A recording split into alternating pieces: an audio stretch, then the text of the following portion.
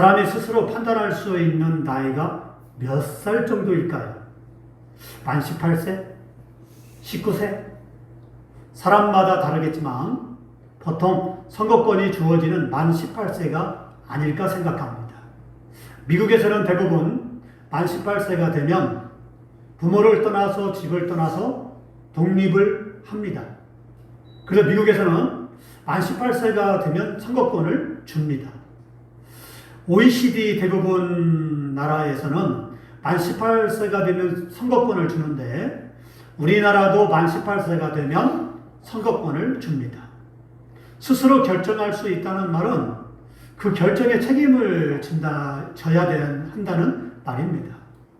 잘 행동하면 칭찬을 받지만 잘 행동하지 못하면 손가락질과 비난을 받게 됩니다. 이것은 신앙생활도 마찬가지입니다. 본문은 너희는 스스로 판단하라 라는 제목의 말씀이에요. 이 시간 우리는 본문을 통해서 무엇을 스스로 판단하며 살아야 하는지를 깨달으며 은혜를 받고자 합니다. 본문 1절 말씀 보십시오. 내가 그리스도를 본받는 자가 된 것 같이 너희는 나를 본받는 자가 되라. 이것이 무슨 말일까요? 바울 자신을 본받으라는 말일까요? 그렇다면 바울은 아주 교만한 사람이죠. 하지만 바울은 고린도 교회 성도들에게 자신을 본받으라고 말하지 않았습니다. 분명 바울은 뛰어난 사람입니다. 훌륭한 사람이죠. 믿음도 그렇고 영적으로도 대단한 사람이 바울입니다. 이런 바울 정도면 본받을 만한 것이 많죠. 하지만 바울도 사람입니다. 사람은 완전하지 않습니다. 부족한 점이 있습니다. 나쁜 점도 있습니다. 실수도 합니다. 그렇기 때문에 제 아무리 훌륭하고 뛰어난 사람도 자신 스스로가 다른 사람에게 나를 본받으라라고 말할 수 있는 사람은 아무도 없습니다. 그런데 바울은 분명히 고린도 성도들에게 뭐라고 말했냐면 너희는 나를 본받으라라고 말했습니다. 어떻게 된 것일까요? 그럼 바울이 이렇게 말한 속뜻이 무엇일까요? 그것은 바울이 내가 그리스도를 본받은 것처럼 너희도 그리스도를 본받으라 라고 말한 것입니다. 바울이 나를 본받으라 한 것은 나를 본받은 것이 아니라 내가 예수님을 본받은 것처럼 너희도 예수님을 본받으라 라는 말이에요. 자, 그러니 이 얼마나 귀한 말씀이 됩니까? 너무나도 귀한 말씀이에요. 그렇다면 사도 바울이 그리스도를 다 닮았습니까? 아니죠. 다 닮을 수 없습니다. 그러나 사도 바울은 예수님을 닮으려고 마음을 다하고 정성을 다하고 뜻을 다하고 힘을 다하고 목숨을 다하고 애쓰고 노력했습니다. 아주 예수님을 닮을 때 마음을 다해서 힘을 다하고 그리고 뜻을 다하고 그리고 정성을 다해서 예수님을 닮으려고 애를 쓰고 나중에는 목숨까지 다하면서 예수님을 닮으려고 애를 쓰다가 예수님이 십자가에 죽은 것처럼 바울도 로마에 가서 순교하고 말았습니다. 바울은 로마에 가서 순교하라고 그렇게 하나님의 지시를 받았을 때 두려워 떨지 않았어요. 오히려 감사해요. 감사했습니다.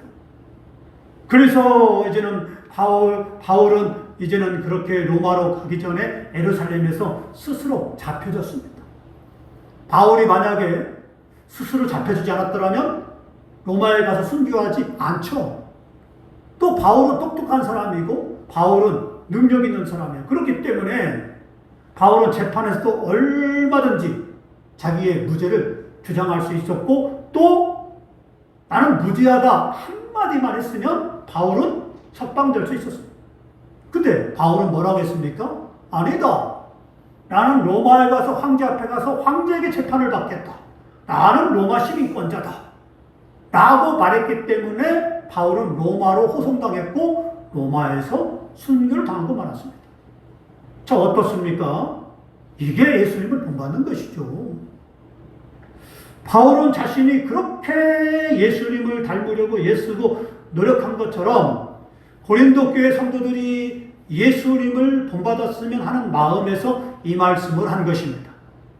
이 말씀은 오늘에 사는 우리에게도 해당됩니다. 그렇다면 우리도 바울처럼 마음을 다하고 정성을 다하고 뜻을 다하고 힘을 다하고 목숨을 다하여 예수님을 닮으려고 애쓰고 노력하는 삶을 살아야 됩니다. 할렐루야. 네.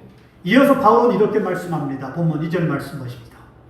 너희가 모든 일에 나를 기억하고 또 내가 너희에게 전하여 준 대로 그 전통을 너희가 지킴으로 너희를 칭찬하노라 그랬습니다.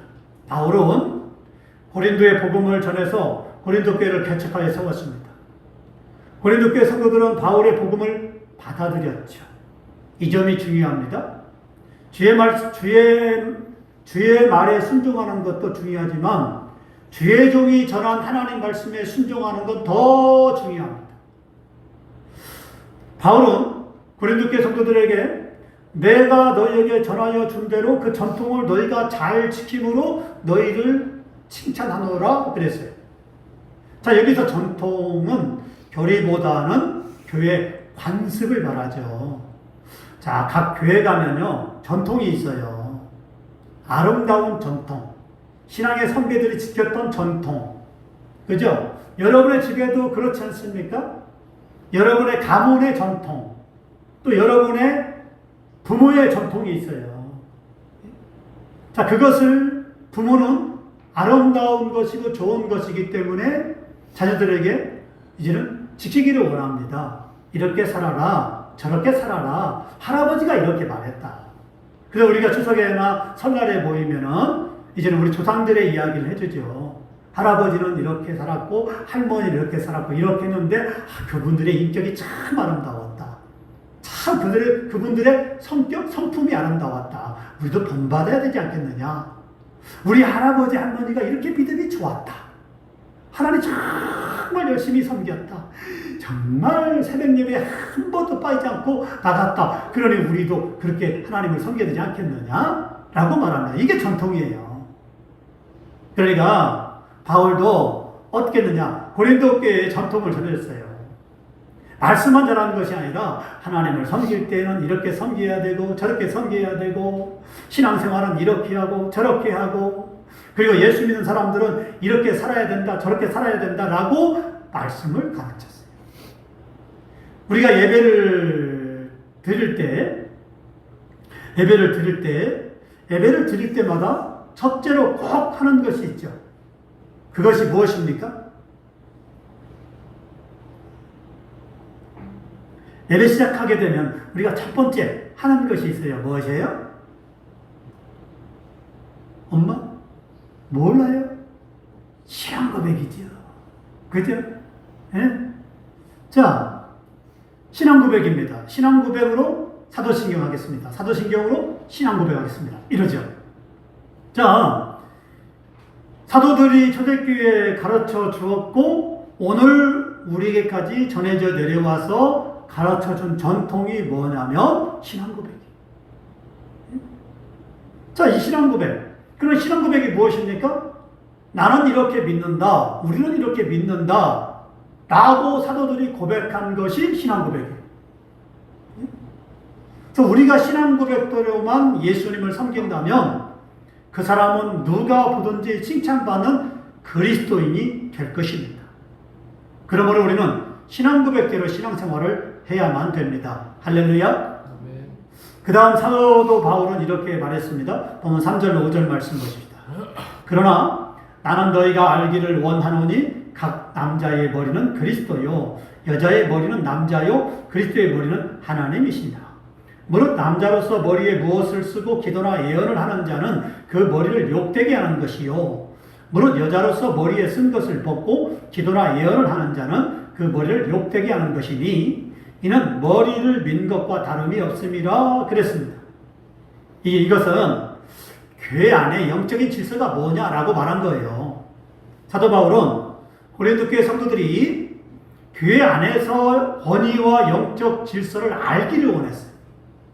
그래서 나는 너희가 알기를 원하노니 라고 말씀을 준 것입니다. 그러면 고린도 교회 성도들이 무엇을 알아야 될까요? 당시 교회 안에서 여자나 노예만 예배를 드릴 때 예배포 즉 수건을 머리에 쓰고 예배를 드렸습니다. 자, 그게 남아 있는데 오늘날에도 성당에 가면 미사를 드릴 때 이렇게 머리에 수건을 쓰죠. 그죠? 자, 그러면 그게 어디서 왔냐면 초대교회에서 왔어요. 그 여자들은 예배를 드릴 때마다 수건을 썼어요. 예. 자, 이렇게 수건을 쓰고 예배를 드리는 이유는 뭘까요? 그거는 권위에 순종한다라는 의미에서 그랬어요. 그런데 당시 고린도 교회에서는요, 교회 안에서 자유를 강조하면서 남자가 마음대로 예배포를 착용하거나 여자의 경우 예배포를 착용하지 않는 성도들이 있었어요. 여자만 예배포를 써야 되는데 남자가 뭐 자유롭게 예배포를 쓰면 되지 뭐. 남자가 쓰고 여자는 뭐 그까짓 벗어버렸어. 자, 이렇게 반대로 하는 사람이 생겼습니다. 자, 이런 교회 안에서 혼란을 가져오고 다른 사람의 오해와 비난을 불러일으켰습니다.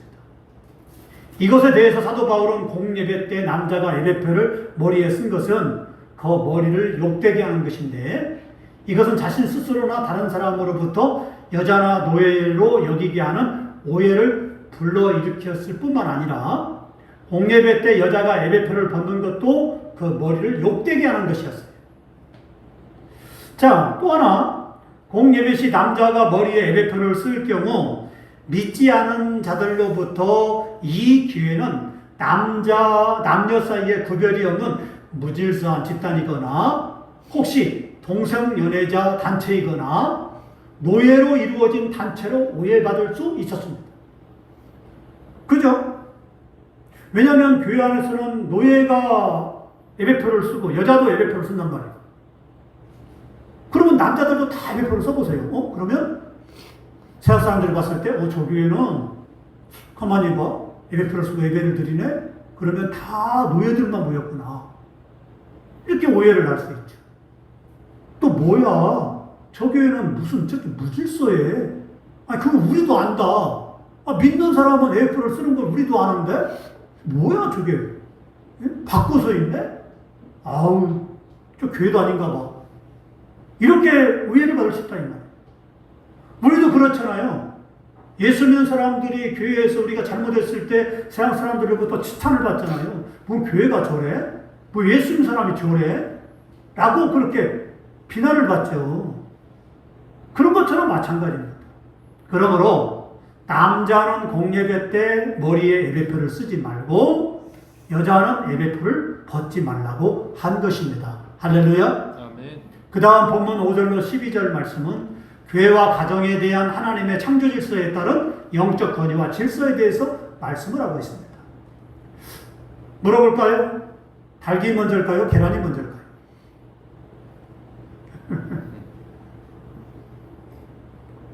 무엇이 먼저일까요? 닭이 먼저일까요? 계란이 먼저일까요? 자, 손 들어봐. 닭이 먼저인 사람. 그럼 손 내려요. 계란이 먼저인 사람. 라온이가 손 내렸다가 들었다고 내렸어요. 라온이는 모르는가 봐요. 자, 맞습니다. 닭이 먼저입니다. 왜 그럴까요? 그렇죠. 하나님이 먼저 닭을 만들었기 때문에, 창조했기 때문에. 하나님이 세상을 창조할 때 닭을 먼저 만들었죠. 예? 자, 그렇습니다. 그럼 남자가 먼저일까요? 여자가 먼저일까요? 그 논란이 많죠. 엄마? 그러면 엄마 뱃속에 태어났는데 처음에 만들 때 남자를 먼저 만들었어요. 이게 말씀처럼. 자, 그렇죠? 자, 그러면 자, 이렇게 창조적인 원리 차원에서 보면은 이제는 닭이 먼저고 남자가 먼저입니다. 자, 그렇기 때문에 남자는 여자의 머리가 됩니다. 왜냐하면 하나님께서 인간을 창조하실 때 남자를 먼저 지으시고 후에 여자를 만들었기 때문에 그래요.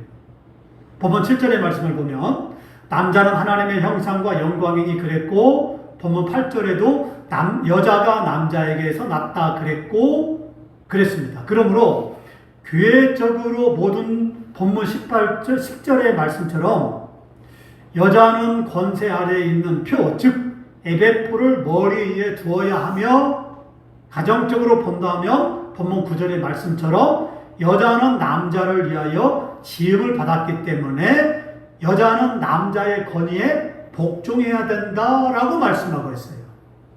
아니 그러면 남자나 여자나 동등한데? 평등한데? 아니 뭐 여자만 남자의 말을 들어야 돼? 복종해야 돼? 이거 불공평하잖아. 그러니까 하나님 말씀에는 여자가 남자에게 복종하는 게, 순복하는 게 맞아요. 맞아요. 아니 그러면 남자는 내가 무조건 말하면 여자가 순종해야 됩니까?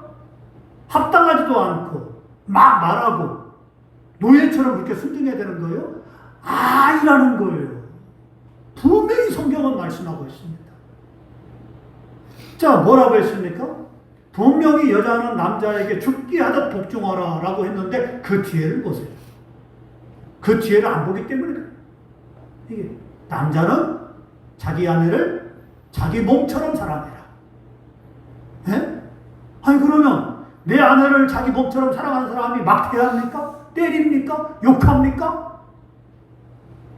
이치도 안 맞는, 생각에도 안 맞는 가지고 막 상식적으로 안 맞는 가지고 막 복종하라고 막 강제적으로 합니까? 그건 아니죠. 사랑의 복종이고 사랑의 대함이고 그런 것이죠. 따지고 보면 남자나 여자나 동등합니다. 중요한 말씀이에요. 그렇기 때문에 바로 에베소 5장 22절 23절 말씀 보면 아내들이여 자기 남편에게 복종하기를 죽게 하듯 하라. 이는 남편이 아내의 머리 됨이니 그리스도께서 교회의 머리됨과 같음이니 그가 바로 몸의 구주십니다. 그러니까 몸으로, 육신의 몸으로 보면 남자는 그리스도 주님과 같아요. 이게 그렇기 때문에 아내는 남편에게 복종을 해야 돼요. 하지만 남자와 여자는 그리스도 안에서 본질적으로 동등합니다. 분명합니다. 본문 11절로 12절 말씀 보면 주 안에는 남자가 없이 여자만 있지 않고 여자 없이 남자만 있지 아니하며 여자가 남자에게서 난 것 같이 남자도 여자에게서 났다라고 말씀하고 있어요. 그래서 아담만 여자 없이 하나님께서 만드셨고 아담 아래 모든 남자는 여자에게서 태어났어요. 그죠? 그러니까 아담 아래에 있는 남자들은 할 말이 없어요. 남자가 먼저다? 할 말이 없다. 왜냐? 결국은 엄마에게 낳기 때문에. 여자에게 낳기 때문에. 그렇기 때문에 오늘날에는 남자나 여자나 동등하지만 말씀적으로 본다면 남편이 머리가 되는 것이죠. 예. 그래서 우리가 믿음으로 살아갈 때에는 분명한 거는 바로 남편이 나를 자기 몸처럼 사랑해서 대한다면, 그렇다면 어떻게 해야 되는 거예요? 복종해야 되죠. 순종해야 되죠. 그걸 말씀하고 있어요. 자, 그런데 이렇게 동등합니다. 그런데 남자 중에는 자신이 여자보다 우월한 존재라고 생각하는 사람들이 있습니다. 남자는 하늘, 여자는 땅이라고 말들을 합니다. 그래서 여자는 무조건 남자에게 복종해야 한다는 잘못된 생각을 가지고 있는 사람들이 있어요. 어디 하늘 같은 남편에게 이렇게 말하죠. 어디 하늘 같은 남편에게 이렇게 말합니다. 맞는 말입니까? 이런 말을 하는 남편은 꼰대예요. 꼰대 같은 남편. 그죠? 이렇게 아내를 하찮게 여겨서는 안 됩니다. 그러면 남편이 하늘 같습니까? 그러면 하늘처럼 아내에게 대해야 되죠. 아내가 허물이 있으면 감싸주고 덮어주고 사랑해주고 해야 되죠. 근데 자기만 원해. 하늘 같은 남편에게 이 여자가 무슨 말을 이렇게 함부로 한다면 꼰대 같은 남편이에요. 밥 맛없는 남편이죠. 그죠? 그건 안 됩니다. 이렇게 아내를 하찮게 여겨서는 안 돼요. 그건 아내를 하찮게 여기기 때문에 그래요. 여러분 청년들이나 우리 아이들요, 남자아이들 나중에 결혼하게 되면 아내에게 이렇게 절대 해서는 안 됩니다. 그건 꼰대 같은 남편이고요. 맞죠? 자, 반대로 남편은 아내를 자기 몸처럼 사랑을 해야 됩니다. 할렐루야. 자, 에베소 5장 22절에 이렇게 말씀합니다. 이와 같이 남편들도 자기 아내 사랑하기를 자기 자신과 같이 할지니 자기 아내를 사랑하는 자는 자기를 사랑하는 것이라 그랬습니다. 그죠? 자기 아내를 사랑하는 것이 자기를 사랑하는 거예요. 그러니까 자기 아내를 사랑하지 않으면 그 사람은 자기를 사랑하지 않는 거예요. 그럼 얼마나 어리석습니까? 아내를 함부로 대하고 아내를 윽박지르고 아내에게 욕하고 아내를 손찌검하고 아내를 때리고 한다면은 그건 자기를 그렇게 만드는 거예요. 얼마나 어리석습니까? 아내를 대할 때 따뜻하게 대하고 은혜롭게 대하고 그리고 감싸주고 허물이 있을지라도 아내를 사랑해주고 귀여워해주고 그리고 그렇게 이제는 아내를 보듬어줘야 됩니다. 자, 옛말에 우리가 뭐라고 했습니까? 가는 말이 고와야 오는 말이 곱다고 했죠. 그죠? 예. 남편이 하늘 같으면 하늘 같은 말을 해야 돼요. 이게 그 남편이 하늘 같은 말. 우리가 하늘이 거짓말합니까? 절대 하늘이 거짓말하지 않죠. 그죠? 그런 것처럼 남편이 또 하늘은 어떻게 해요? 늘 땅을 감싸죠. 그죠? 늘 햇빛을 주고 비를 주고 그렇게 늘 그렇게 감싸줍니다. 그런 것처럼 남편은 이제는 그렇게 자기가 하늘같이 생각한다면 땅 같은 아내를 늘 감싸주고 허물이 있을지라도 보듬어주고 그렇게 따뜻한 햇볕으로 그리고 시원한 그런 바람으로 물로 그렇게 늘 아내를 감싸줘야 되죠. 그렇게 하는 게 그게 진짜 사랑이죠. 그게 은혜죠. 그렇게 할 때 가정이 잘 되는 것이죠. 누가 먼저예요? 아내가 먼저 남편에게 복종해야 됩니까? 아니라는 거예요. 남편이 먼저 아내를 사랑해 줘야 됩니다. 그게 성경의 말씀이에요. 또 성경이 요구하고 있습니다. 마지막으로 사도 바울은 본문 13절에서 이렇게 말씀합니다. 너희는 스스로 판단하라 그랬습니다. 자, 무엇을 스스로 판단하는 것입니까? 공예배시 여자가 예배표를 머리에 쓰는 것이 옳은 것인지 옳지 않은 것인지 판단하래요. 우리가 교회에 올 때 어떤 옷을 입고 와야 할지 그리고 교회 와서 어떻게 행동해야 될지를 스스로 판단해 봐야 돼요. 그죠? 교회 올 때는 어떤 옷을 입고 와야 됩니까? 마트 갈 때나 집 앞에 빵집에 갈 때 반바지나 그냥 헐렁한 티 입고 와야 됩니까?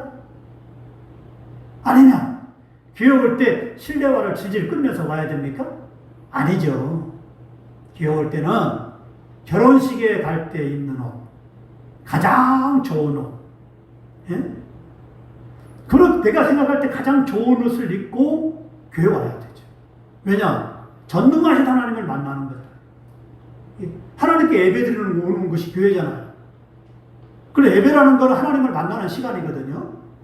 자, 이렇게 거룩한 예배를 드릴 때는 최고로 좋은 것을 이스라엘 백성들이 하나님께 드렸던 것처럼 우리도 최고로 좋은 옷을 입고 그렇게 하나님께 예배를 드려야 그게 옳은 것이고 맞는 것이고.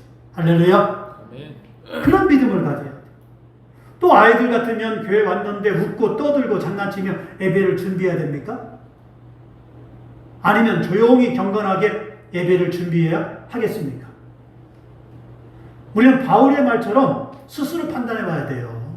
경건하게, 조용히, 아이들도 마찬가지로 예배를 준비해야지. 스스로 판단하되 이성적으로 판단해 봐야 됩니다. 본문 14절 말씀을 보면 본성이 너희를 가르치지 아니하느냐? 라고 말씀하고 있는데 이거는 누가 가르쳐주지 않아도 알 수 있다는 말이에요. 교회 올 때나 예배 드릴 때나 기도할 때나 어떤 자세와 마음으로 임해야 될지 누가 가르쳐주지 않아도 그건 본성으로 알 수 있는 거예요. 하나님은 어떤 사람을 통해 영광을 받으시고 축복을 주실까요? 신령과 진정으로 하나님께 예배를 드리며 하나님 말씀대로 순종하는 사람이에요. 그러니까 우리가 복을 받고 싶으면 신령과 진정으로 하나님께 예배드리고 그 한 주간 하나님 말씀대로 순종하며 살아야 됩니다. 그래야 축복을 받고 그래야 하나님의 은혜 가운데 복된 삶을 살아갈 수가 있는 것입니다. 이렇게 우리는 스스로 판단해서 신앙생활을 잘하고 하나님을 잘 섬김으로 축복을 받고 복된 삶을 살아가는 저와 여러분 되기를 주의 이름으로 축원합니다.